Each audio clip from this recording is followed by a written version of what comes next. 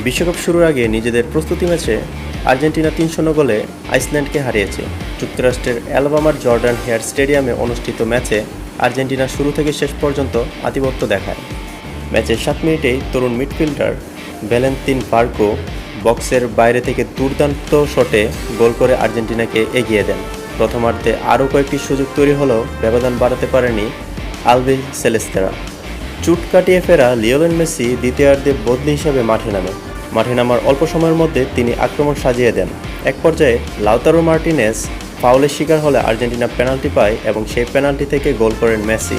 ৮৬ মিনিটে রদ্রিগো দি পলের তৈরি করা আক্রমণ থেকে থিয়াগো আলমাদা চমৎকার ফিনিশিংয়ে তৃতীয় গোল করেন এবং আর্জেন্টিনার বড় জয় নিশ্চিত করেন।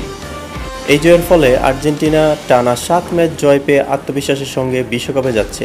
বিশ্বকাপে তাদের প্রথম ম্যাচ ১৬ জুন আলজেরিয়ার বিপক্ষে।